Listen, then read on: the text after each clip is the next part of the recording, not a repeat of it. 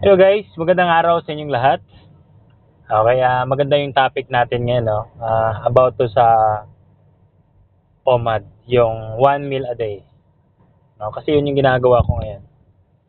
Pero alam nyo guys, as of now, no? As of now na kakakain ko lang alas 12 ng tanghali. So, mga 2 hours ago. Ang isa sa naging benefits, no, na nararamdaman ko dito sa one meal a day is yung paggabi, once na nagda-drive ako, dati kasi alas 10 pa, alas 9 pa ng gabi, inaantok na ako. So ngayon, since nung nag-OMAD na ako, hindi na ako nakakaramdam ng antok. And then, ang kagandahan dito, yung pinaka nagustuhan ko is yung ganda ng tulog ko. Na dati, putol-putol. Yung nagigising ako ng alas 2, tapos nagigising ako ng alas 5. Ngayon guys, pag natutulog ako ng sample 12, nagigising ako ng 6 dire-diretso, walang putol, no?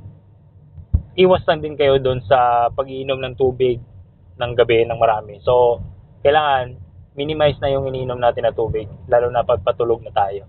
No, yung pag nauuhaw ka, tikim na lang konti. So, yun yung isa sa nagustuhan ko. Kaya ginagawa ko na siya. Actually, plan ko talaga na gawin na siya for as a lifestyle, yung habang buhay na one meal a day.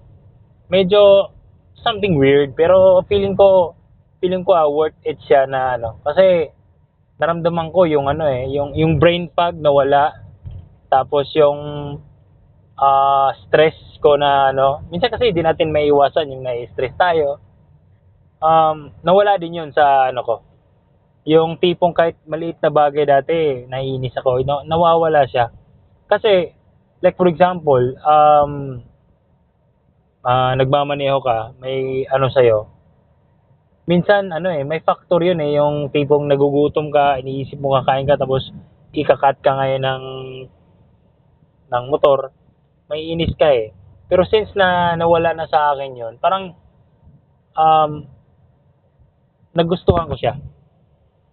Andun yung tipong siguro, kasi number one talaga, kailangan kontrolin natin yung craving Kasi guys, ito yung kasing nangyayari, kaya may nahihirapan ng karamihan sa atin na mag-diet dahil nakasanayan natin yung kumain every 3 hours. Minsan hindi na every 3 hours minsan 2.5 hours, 2 hours kumakain tayo Subo tayo ng subo, no?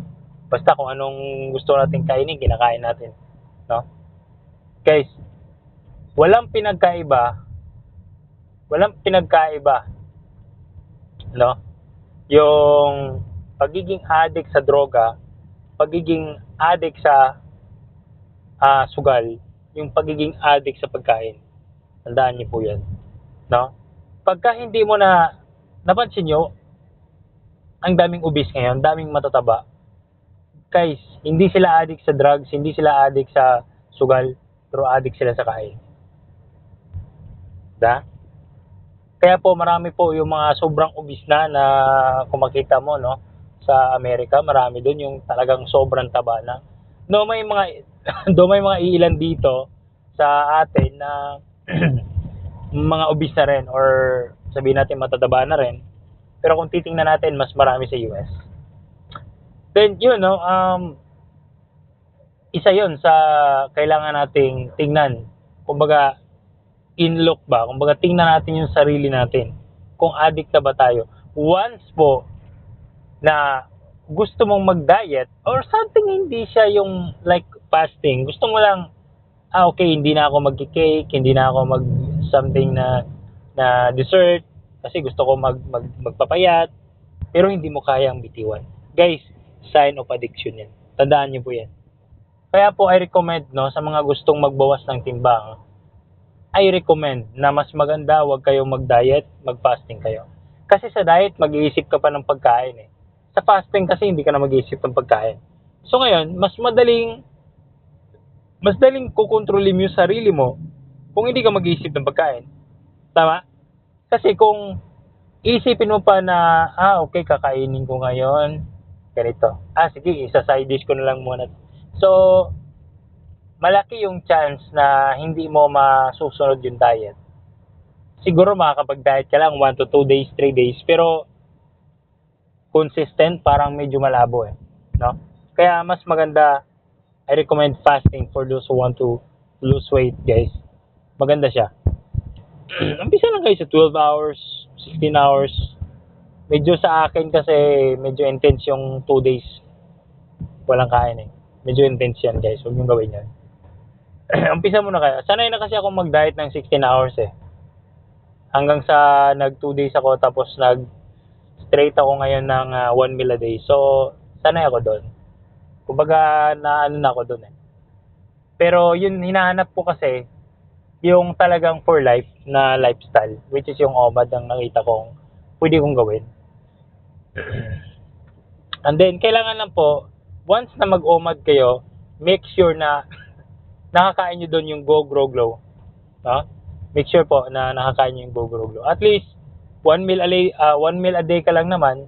So, make sure na meron kang prutas, meron kang fish, meron kang konting milk, konting milk o protein man lang. Tapos, carbohydrates. Yun. Go Grow Glow. So, isa yun kasi kailangan natin malagyan yung tiyan natin ng ganun. So, yun guys. Kailangan natin yan. And then, yun. Sobrang na-excite kasi ako doon sa OMAD Na-excite ako sa mangyari. Actually, itong mukha ko ngayon guys, medyo hindi pa nag-take effect yun kasi 2 days ako nag-fasting, tapos ngayon pang 3 days ko na OMAD. So, yan guys. Part of my documentation, part of my blog na ginagawa ko to. So, for me, side effects, talking of side effects, so far wala naman. Wala akong nararamdaman na masama. Majority or lahat positive ang nangyayari sa akin. Positive po. Wala akong nararamdaman na do yung gutom. Pero yung gutom kasi merong time Nagugutom ako mga 4 to 6 ganon. Nawawala, tapos nagugutom ako ulit mga 8 PM.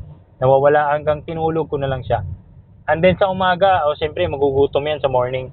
Pero tiisin mo lang guys, hindi ka mamamatay sa gutom. Hindi ka mamamatay sa gutom. Malaki pang chance kung mamamatay ka sa kakakain mo ng hindi mga healthy.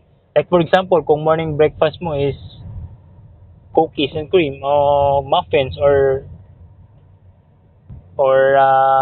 instant coffee or whatever, mas delikado yan. Compare to fasting na hindi ka kakain, no?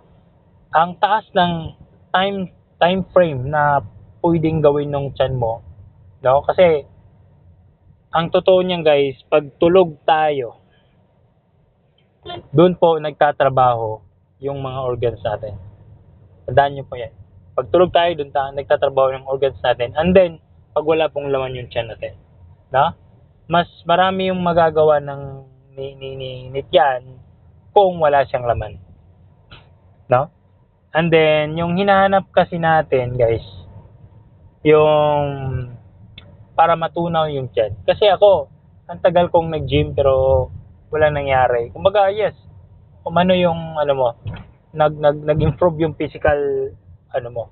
Pero nandun pa rin yung inaantok ako pagka nagda-drive ako. Kahit alas 8 pa, alas 9 pa lang, inaantok na ako. Sabi ko, ba't ganun?